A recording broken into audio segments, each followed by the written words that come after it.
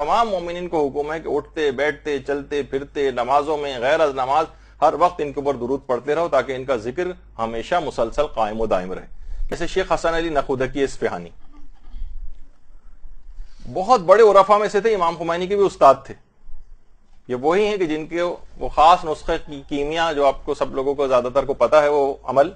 کہ وہ 4 طریقے جو بتائے تھے امام خمینی کو کامیابی حاصل کرنے کے لیے دنیا اور آخرت کی, وہ شیخ حسن علی نقودکی اصفہانی نہیں بتائے تھے جو ان کے استاد تھے. ان کا ایک طریقہ تھا کہ ہر شب جمعہ, دیکھیے کیسے کیسے علماء نے طریقہ کار کیے ہیں, ہر شب جمعہ وادی السلام کا جو قبرستان ہے نجف میں, اس کے مرحومین کی ارواح کے لیے 2 عمل کیا کرتے تھے. ایک تو سورہ یاسین اور 1100 مرتبہ درود وادی السلام کے مرحومین کے لیے, 1100 مرتبہ درود اور سورہ یاسین ہر شب جمعہ شیخ حسن علی نقودکی اصفہانی پڑھتے تھے. کہتے تھے جتنے بھی اولیاء انبیاء اور صالحین اس قبرستان میں ان سب کے لیے. تو فرماتے تھے کہ بہت ہی زیادہ مادی اور روحانی فوائد کا حامل یہ عمل ہے,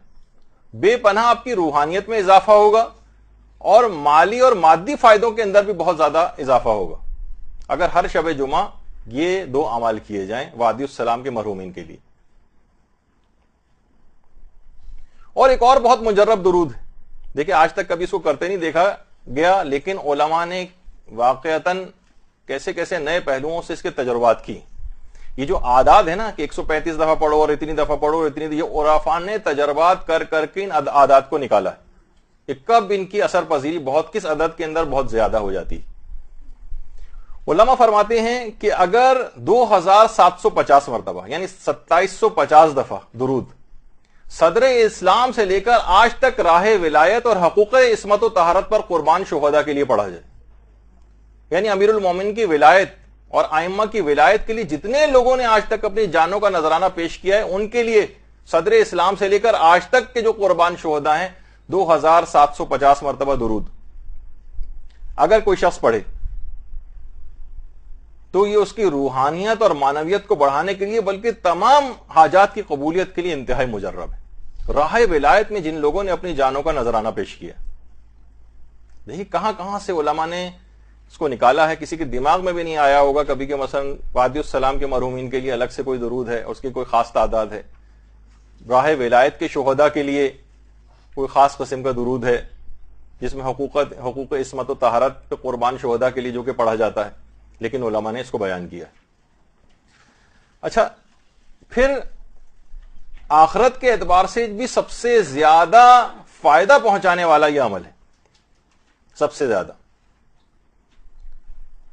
روایت کے اندر ملتا ہے کہ پیغمبر اسلام نے ایک دفعہ نماز فجر کے بعد نمازیوں کی طرف سب لوگوں کی طرف رخ کیا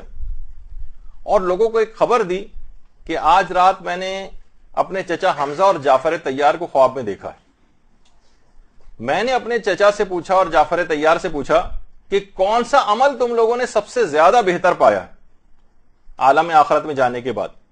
تو انہوں نے کہا کہ ہمارے ماں باپ آپ پر قربان اور فدا ہوں یا رسول اللہ, ہم نے آپ پر